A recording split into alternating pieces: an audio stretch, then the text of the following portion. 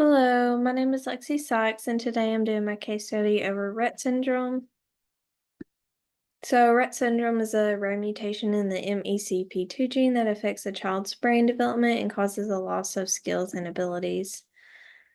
My patient's 13 years old, which makes her in 8th grade in middle school. Her mother and her father are the caretakers. She loves to paint and color, and she likes to spend time with her family and watch her family dog play fetch.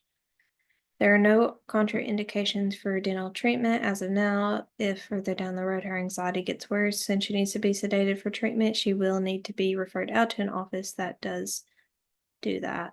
The patient is mentally sound, she is fully alert and can comprehend what is being said to her. She just does not have full control of her motor skills and is nonverbal. She has no visual or hearing problems and she eats through a feeding tube.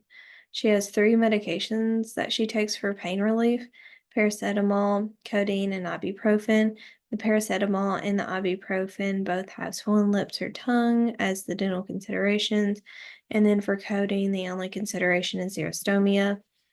She was at high risk for both caries and periodontal disease just due to the plaque, and she does have active caries. And then for perio, she just because she does have this systemic conditions, and then she did have some bleeding on probing.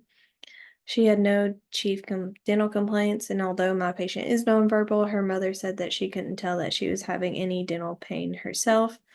Her intra and extraoral exam findings: she had facial asymmetry, minimal mobility when looking left and right, dry lips, bilateral linea alba, mandibular and palatal tori, and the dorsal side of her tongue was coated. She has all permanent teeth. Her wisdom teeth are impacted. For her occlusion, she was a class 2 with an anterior open bite, 4 millimeters overjet, 3 millimeter deviation to the left. For TMJ, it was bilateral crepitation and slight subluxation on the patient's left side. The only x-rays that were taken today were a panoramic.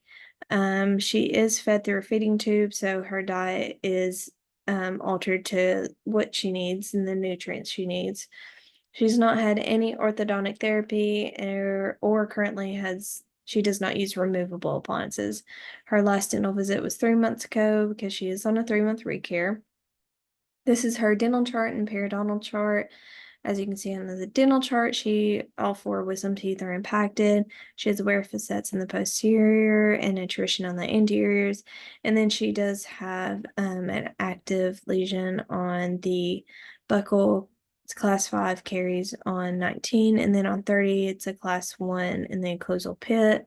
For her periodontal chart, the highest number was a 4, and that's mainly just the posterior, which is where the majority of her plaque and her buildup was. And the condition of her mouth was in better shape than most with Rett syndrome, and that is because she's on a feeding tube. Those who oral feed and they don't have great motor skills, they tend to have worse oral hygiene. But just her plaque was generalized throughout the mouth. She just had calculus on the posteriors and slightly on the lingual of the anterior mandibular. There was no loose debris. Halitosis was present. The patient does grind her teeth. Her tonsils were present, but were within normal limits. The patient does not floss. She does not brush her own teeth just because she doesn't have great dexterity, so her parents brush her teeth for her, and they use a manual toothbrush and fluoride toothpaste twice a day.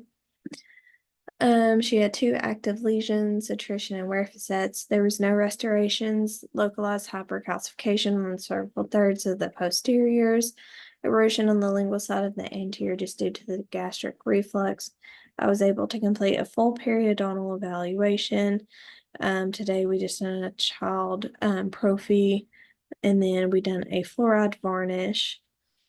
I just felt like it was the most appropriate and easier than to do a tray. And then her cooperation, she cooperated as best as she could. She mainly communicated by moving her head when uncomfortable and being expressive with her eyebrows. Because she was nonverbal, this was the best way for her to communicate with me. She was fully capable of understanding me. However, when I was speaking my recommendations, I spoke to both her and her mother because her mom would be the one who's doing the hygiene routine. And my recommendations were to use an electric toothbrush just to focus on the posterior teeth as well, because that's where most of the plaque and the buildup was, and to wait 20 minutes after eating to brush her teeth. And then in the future, if they think that she can tolerate a splint, maybe a night guard would be a good option for her because of the bruxism. But overall, the appointment went well, and it was nice to work with a patient who was nonverbal and making sure to keep an eye on her facial expressions and small cues like her eyebrows were extremely important. And these are my works cited. Thank you.